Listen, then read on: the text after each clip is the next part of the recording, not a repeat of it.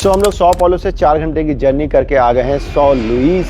ये ब्राज़ील के north eastern में पड़ता है। लुक एट दिस, ये सिटी पॉपुलर है। ये अपनी जो टाइल्स बनी हुई है ना, ये ऐसे यहाँ की घरों में ऐसे टाइल्स की शेप में ये लगी रहती है, तो इसके कारण से ये सिटी काफ़ी ज़्यादा पॉपुलर है। इनफैक्ट मोस्टली ब्राज़ील को पोर्टुगीज़ ने रूल किया था, but this is the only city जिसको कि फ्रेंच लोगों ने बसाया एंड बाद में डच लोगों ने कॉन्कर किया एंड उसके बाद पोर्टुगीज़ ने यहाँ पे आकर के कब्जा किया। तो बहुत ही ज़्यादा यूनिक हिस्ट्री है, बट हम लोग हिस्ट्री को पीछे छोड़ करके अभी यहाँ से निकलेंगे और जाएंगे अपने पहले स्टॉप परनाइबा के लिए।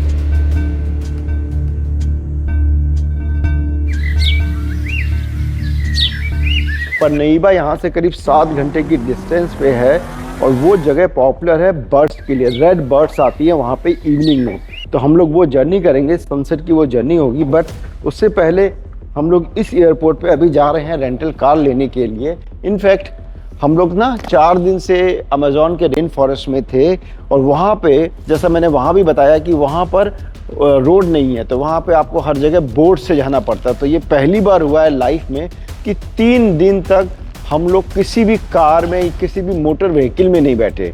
तो अगर आप सोचो कि ऐसा कब हुआ था आपके साथ कि कंटिन्यूअस 3 दिन कार, बाइक या साइकिल, कोई भी व्हीकल में आप उसके बिना रहे हो, तो ये हमारी लाइफ में पहली बार हुआ। सो अभी हम कार रेंटल वाले का वेट कर रहे हैं because early in the morning है, तो वो I think he is coming. But in the mean time हमने यहाँ पे कॉफ़ी ऑर्डर करी है एंड ब्राज़ील की कॉफ़ी बहुत पॉपुलर है। Thank you for the coffee. हमें ये कॉफ़ी मिल गई है अर्ली इन द मॉर्निंग। थोड़ा सा छोटा कप लग रहा है।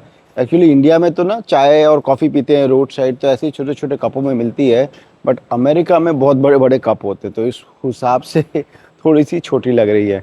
बट अगर मैं बाकी एयरपोर्ट दिखाऊं तो अंदर से जैसे लग रहा था कि ये छोटा एयरपोर्ट है, काफ़ी बड़ा एयरपोर्ट है। एंड ये जो पहली पेंटिंग दिख रही है वो जो लगून जैसा दिख रहा है, वही एरिया है लैंकोइस मारिहांसी, जहाँ पे ये लगून्स हैं और हम लोग वहीं पर विज़िट करने वाले हैं। और यहाँ से इनका ये एग्ज़िट एरिया है। And look at this painting. अगर मैं ये पेंटिंग दिखाऊं तो ये पेंटिंग देखो, तो ये ना ऐसा लगता है कि हम लोग कोई ट्रैवल साइट नहीं, एक पूरी कल्चरल सिटी में एंटर कर रहे हैं। तो ये जो सौ लुइस है, इसका काफ़ी हिस्ट्री है। जैसे मैंने बताया है कि फ्रांस के लोगों ने इसको बसाया, डच ने करा कॉन्कर एंड देन बाद में पोर्टुगीज़ ने किया। तो लुक एट दिस, कोई इनका ना कल्चर इवेंट चल रहा है एंड देन पीछे तो देखो तो वो अमेज़न का भी कल्चर दिखाया गया है। और लोकल जो है यहाँ पे अफ्रीकन कम्युनिटीज़ बहुत ज़्यादा हैं, तो उनको भी यहाँ पर दिखाया गया है। तो अब हमारे आ गए हैं ये कार रेंटल वाले। He will take us to the car rental and will pick the car. तो हम लोग सोचे थे कार रेंटल यहीं पे होगा, बट यहाँ पे वैन आई है, तो आई थिंक करीब 5-10 मिनट की डिस्टेंस पे होगा। कार रेंट को पिक करेंगे।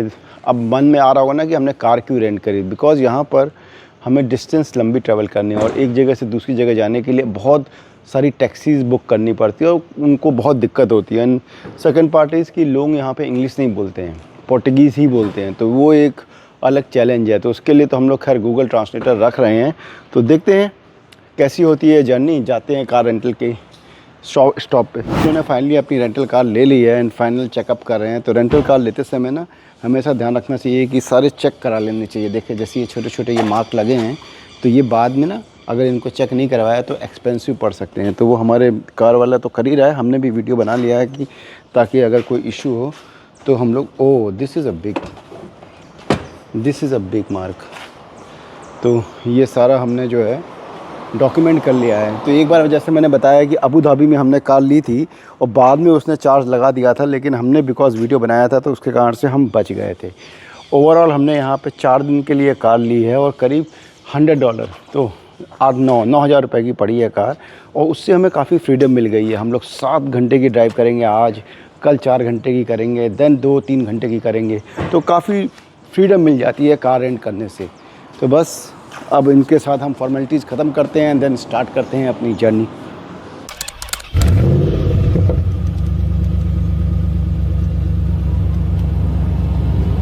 सो हम लोग अपनी रेंटल कार लेकर के आ गए हैं मेन रोड पे and look at the traffic.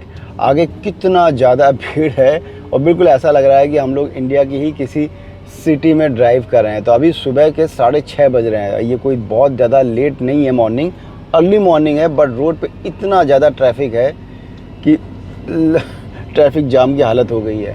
और सड़कें और रोड के साइड में भी देखो तो बिल्कुल ऐसा लग रहा है ना कि जैसे इंडिया की कोई सिटी है।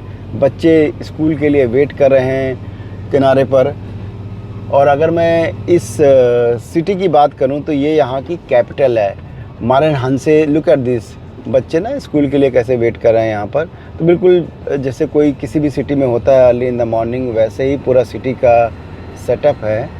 और यहाँ के लोग भी ना काफ़ी देख करके अपना बिल्कुल ऐसा फील आता है ना कि जैसे इंडिया के ही लोग हैं। बट अगर मैं ये रास्ते की बात बताऊँ तो ये रास्ता हमारा बहुत ही मैराथन ड्राइव होने वाली है। करीब 7 घंटे की ये जर्नी होगी और इसको बोला जाता है रूटा डेस इमोशनस। ये पोर्टुगीज़ वर्ड है बट उसका इंग्लिश मीनिंग होता है root of emotion. Yes, emotion नाम है। बेसिकली क्या है कि ये पूरी जो लैंडस्केप है इसमें हर थोड़ी थोड़ी देर में लैंडस्केप चेंज होता रहेगा, तो उसके कारण से आपके इमोशन में चेंजेस आएंगे, इसलिए उसको रूट ऑफ इमोशन बोला जाता है। इसमें हम लोग सबसे पहले ये जो पूरा ग्रीन एरिया है यहाँ से पास करते हुए निकलेंगे सैंड ड्यून से, बिल्कुल डेजर्ट एरिया आ जाएगा। एंड देन उस डेजर्ट एरिया को क्रॉस करके हम लोग पहुँचेंगे डेल्टा में, जहाँ पे एक रिवर है अटलांटिक ओशन में मिलेगी, डेल्टा फॉर्म करती है टुवर्ड्स द एंड। तो वो एरिया को हम लोग क्रॉस करके then finally root of emotion end होता है ग्रीन एरिया में। एंड ये जो एरिया है ये एरिया इसलिए भी खास है बिकॉज यहाँ पर अमेज़ॉन की जो रेन फॉरेस्ट हम लोग गए थे अभी वो एंड होते हैं, और जो उससे रिवर्स निकलती हैं वो रिवर्स आकर के अटलांटिक ओशन में मिलती हैं। तो इसलिए ये एरिया बड़ा ख़ास है और यहाँ पे काफ़ी सारी जो रिवर्स हैं वो डेल्टा बनाती हैं। But in the mean time अगर मैं आगे दिखाऊं तो अब आगे देखो तो धीरे धीरे ट्रैफिक कम हो गया है और रोड खाली दिख रही है। तो चलिए हम भी ड्राइव करते हैं और पहुँचते हैं अपने डेस्टिनेशन पे। आई होप 6.5 घंटे दिखा रहा है ये, तो देखते हैं कि कितने बजे ये पहुँचेगी। अभी अगर हमारे मैप में देखो तो ये 1:18 पे दिखा रहा है हम अराइवल है। तो लेट्स सी हम 1:18 पे ही पहुंचते हैं, उससे पहले पहुंचते हैं या और ट्रैफिक मिलता है, तो जैसा होगा विल शेयर विद यू। सो अब हमें जर्नी करते हुए करीब 1.25 घंटा हो गया। अगर टाइम देखो यहाँ पे तो 7:46 हो गया है और हमारा जो टाइम टू अराइवल है वो 1:12। तो हमने जब स्टार्ट किया था 1:18 के करीब था, तो करीब 6 मिनट का टाइम हमने गेन किया है। बट अगर मैं रास्तों की बात बताऊँ तो यहाँ के जो हाईवे हैं वो करीब इंडिया के जो हाईवे करीब आज से करीब 25 साल पुराने थे, जबकि 2 लेन के हाईवे की रोड जो है 2 लेन की होती थी, वैसे ही है यहाँ की रोड। तो इनको जो मैं इंडिया से स्टार्टिंग में कंपेयर कर रहा था तो आई डोंट थिंक कि यहाँ के जो हाईवे हैं इंडिया के highway are much much much better condition में हैं। और ना यहाँ पे काफ़ी सारे हाईवे में जगह जगहों पे गड्ढे भी हैं, हाईवे में गड्ढे हैं, तो one need to be very careful. And अच्छा हुआ कि हमने सुबह 4 बजे ड्राइविंग नहीं करी, बिकॉज 4 बजे ड्राइविंग करते तो अंधेरे में वो दिक्कत होती है। इनफैक्ट अगर देखो कि यहाँ के हाईवे में कोई भी स्पीड लिमिट नहीं है। अगर मैं गूगल मैप में दिखाऊं तो नॉर्मली गूगल मैप में आता है ना कि क्या स्पीड लिमिट और क्या स्पीड चल रही है, तो यहाँ पे गूगल मैप में स्पीड लिमिट भी नहीं आ रही है, बिकॉज लोग जो है जिसका जिस स्पीड में मन है उस स्पीड में लोग गाड़ी चला रहे हैं। तो हम लोग यहाँ पे रेस्टोरेंट ढूंढ रहे थे, मोस्टली तो नहीं दिख रहे थे, बट एक हमें ये दिख रहा है सामने, Pendra Grande. Look at this, तो ये अच्छा लग रहा है। यहाँ जाके देखते हैं कि कुछ अंदर ब्रेकफास्ट के लिए मिलेगा क्या। हम लोग यहाँ रेस्टोरेंट के अंदर आ गए हैं। जैसे मैंने पहले बताया यहाँ पे लैंग्वेज का इशू है, तो अगर देखो तो हर चीज़ जो है ना पोर्टुगीज़ में लिखी हुई है। हमने थोड़ा ट्रांसलेट किया, बट हम लोग गूगल ट्रांसलेटर यूज़ कर रहे हैं बात करने के लिए। Thank you for talking to us. Out of this which one is without beef और पोक, तो हम उसको ना ट्रांसलेट करके दिखा रहे हैं पोर्टुगीज़ में, एंड नाउ वो बताएंगे हमें। और this tapioca, so there are 4, 1 2 3 4. So what is the difference in these 4 types of tapioca? Oh, I see there are 4 types of tapioca. So what's the difference?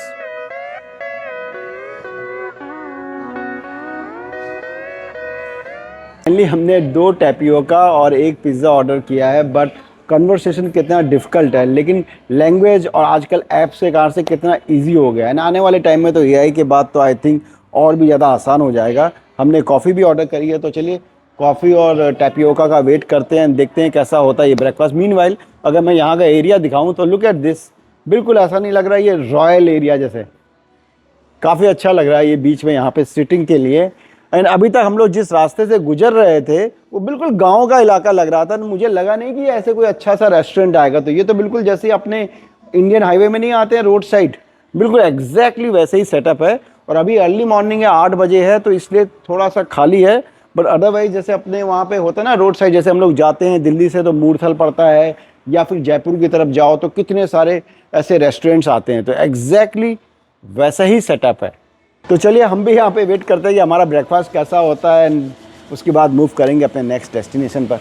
So unfortunately वो हमारे लिए tapioca लेकर के तो आई, बट वो tapioca में meet था। जैसा आपने देखा ना, हम लोग कन्वर्सेशन कर रहे थे कि उसमें मीट नहीं चाहिए, बट फिर भी कन्वर्सेशन कंप्लीट नहीं हो पाया और उसने सोचा कि वही टैपियोका चाहिए और वो उसमें मीट डाल के लेके आई। तो हमने बोला कि हम मीट नहीं खा सकते। अब हमने ऑर्डर किया है plain omelette with toasted bread. बाकी और भी यहाँ पे कोई भी ऑप्शन नहीं है। तो ये यहाँ पे एक चैलेंज है कि चिकन भी नहीं मिल रहा है, सिर्फ पोर्क और बीफ ज़्यादा खाया जाता है यहाँ पे ब्राज़ील में। तो अब देखते हैं ऑमलेट कैसा होता है। तो करीब 45 मिनट के बाद हमारा ब्रेकफास्ट आ गया। हम लोग यहाँ पर 8 बजे आए थे और 8:45 हो गया है।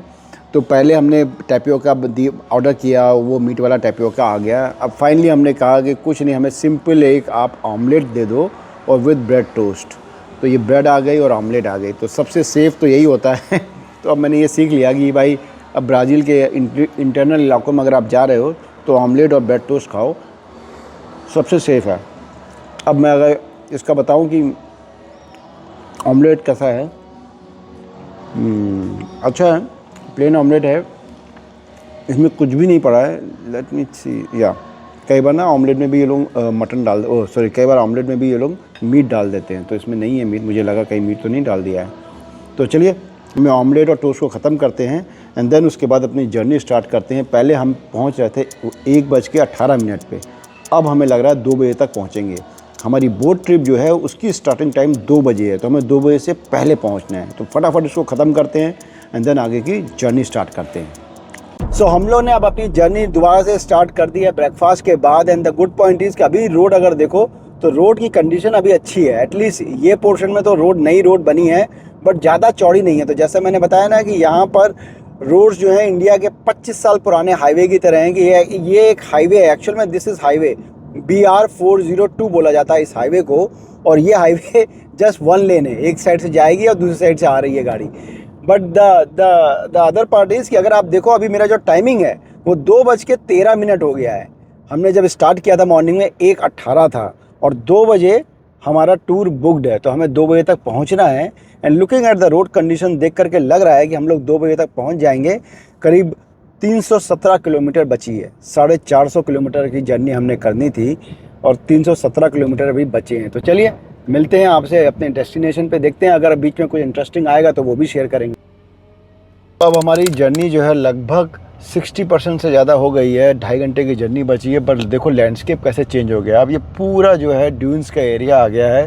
पूरी देखो ऐसा लग रहा है ना कि हम लोग कहीं रेगिस्तान में आ गए हैं, बट ये नॉर्मल रेगिस्तान नहीं है। इसमें अगर ध्यान से देखो तो रेगिस्तान में पानी है। येस, लुक एट दिस, दिख रहा ना ये पूरा पानी।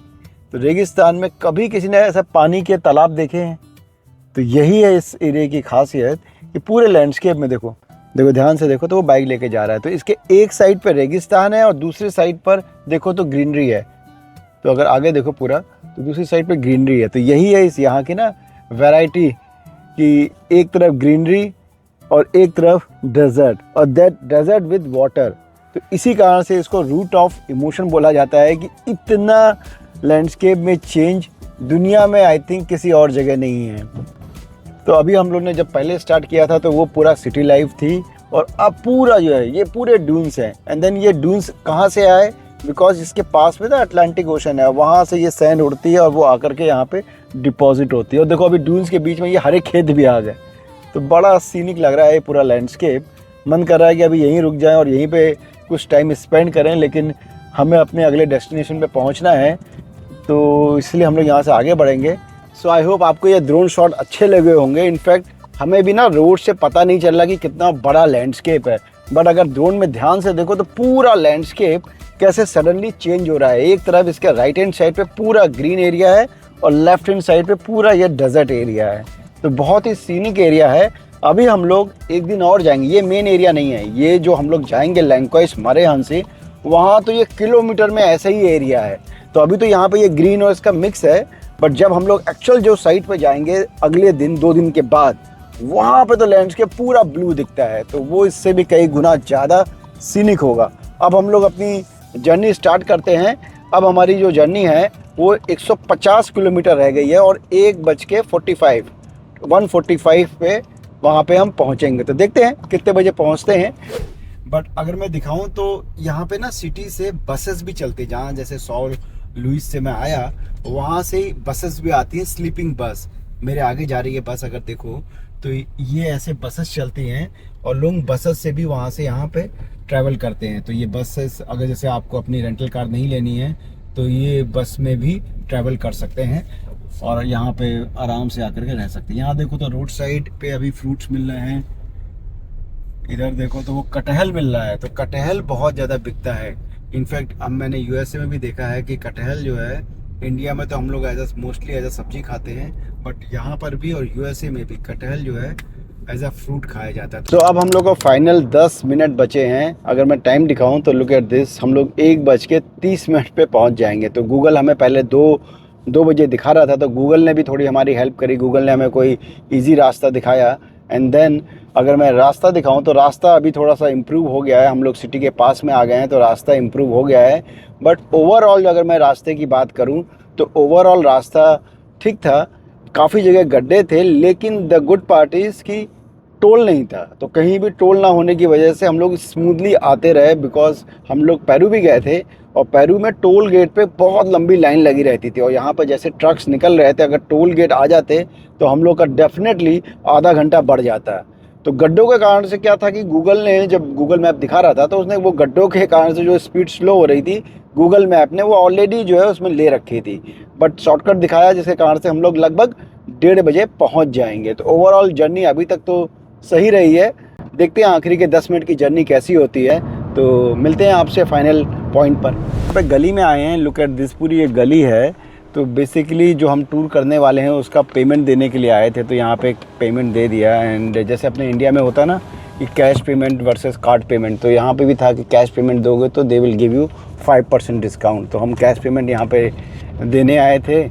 एंड अब इसके बाद हम जाएंगे पोर्ट पे। तो अब हम जा रहे हैं पोर्ट पे। बट आगे देखो तो पूरी एक गली, बिल्कुल ये गली है, रोड से हट करके ना एक गली थी। अब हम जा रहे हैं मेन पोर्ट पे, जहाँ से हमारा टूर स्टार्ट होगा। तो वो हमारा फाइनल डेस्टिनेशन है आज के इस वीडियो का। तो चलिए पहुँचते हैं वहाँ पर।